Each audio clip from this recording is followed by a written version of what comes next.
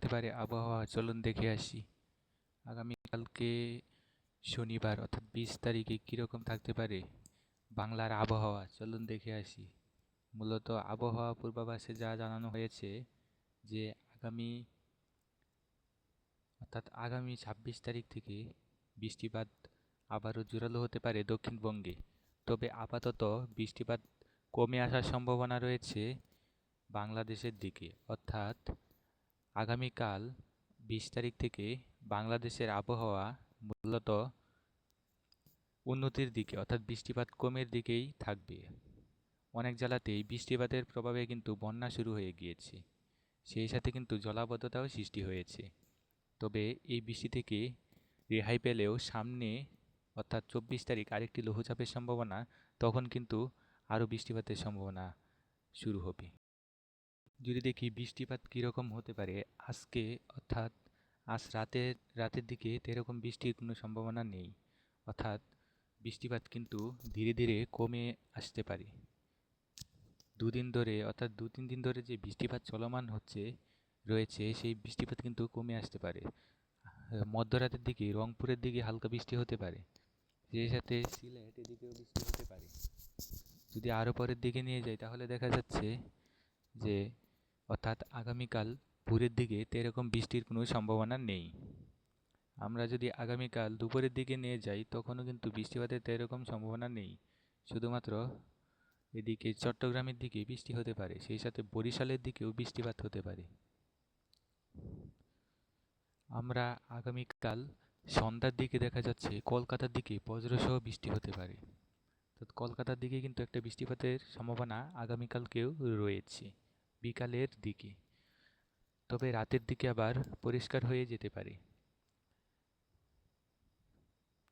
অর্থাৎ বোঝাই যাচ্ছে বৃষ্টিপাত কিন্তু মূলত কমেই আসছে, অর্থাৎ এরকম কোনো বৃষ্টির সম্ভাবনা নেই।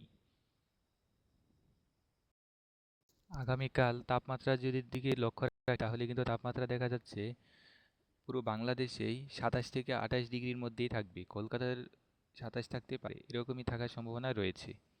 আমরা যদি আজকে তাপমাত্রাটা দেখি তাহলে দেখা যাচ্ছে এরকমই তাপমাত্রা, অর্থাৎ তবে পরবর্তীতে তাপমাত্রা হালকা বাড়তে পারে। অর্থাৎ বৃষ্টিপাতের পরিমাণ কিন্তু কমে আসার কারণে গরম হয়, যে দেখতে পাচ্ছেন এই যে এদিকে কিন্তু গরমের অর্থাৎ তাপমাত্রা কিন্তু ধীরে ধীরে বাড়বে, এটা বোঝা যাচ্ছে। যেহেতু বৃষ্টিপাত কমে আসবে, এই যে 31 ডিগ্রি 32 ডিগ্রি এরকম কিন্তু তাপমাত্রা অর্থাৎ 2-3 ডিগ্রি করে বাড়ছে।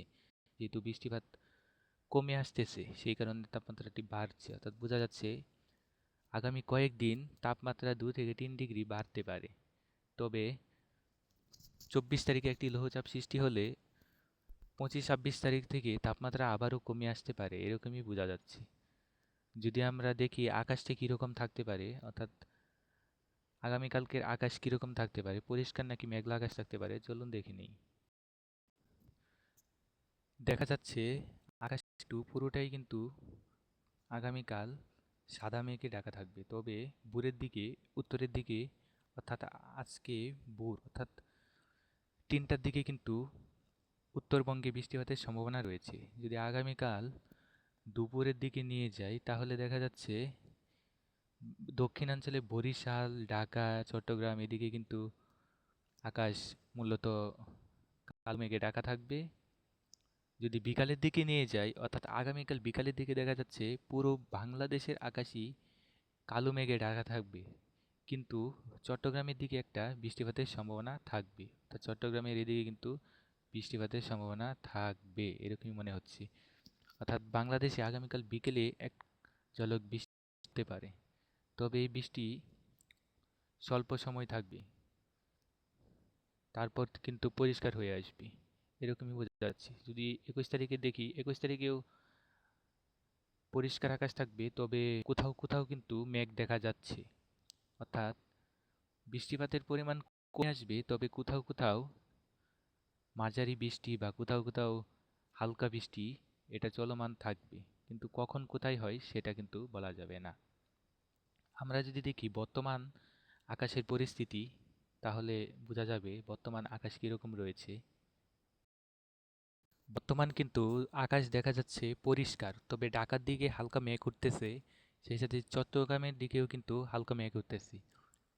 চট্টগ্রামের দিকে দেখা যাচ্ছে, হ্যাঁ, এদিকে কিন্তু লাইটনিং একটি, অর্থাৎ এদিকে বজ্রসহ বৃষ্টি মেঘ উঠছে। এদিকে কিন্তু কালো মেঘ ঘনিয়ে আসছে দেখা যাচ্ছে চট্টগ্রামের দিকে। সেই সাথে ঢাকার কিছু অঞ্চলেও হালকা কালো মেঘ উঠতেছে। এরকমই পরিস্থিতি দেখা যাচ্ছে। এরকম পরিস্থিতি কিন্তু রয়েছে, অর্থাৎ কোথাও কোথাও কিন্তু এক ঝলক বৃষ্টি হতে পারে রাতের মধ্যেও। আগামী কয়েকদিন একটা নিম্নচাপ সৃষ্টি হতে পারে, সেটা নিয়ে সামনে ভিডিও আসবে। অবশ্যই আমার চ্যানেলটি সাবস্ক্রাইব করে পাশেই থাকবেন, তাহলে পরবর্তী সেই লৌহচাপের আপডেট জানিয়ে দেব। অর্থাৎ লৌহচাপটি নিম্নচাপে পরিণত হবে কিনা বা ঘূর্ণিঝড়ে পরিণত হবে কিনা সেটা জানিয়ে দেব। তাই চ্যানেলটি সাবস্ক্রাইব করে পাশেই থাকবেন। এই ছিল আজকের আবহাওয়া এবং আগামীকালকের আবহাওয়া। ধন্যবাদ।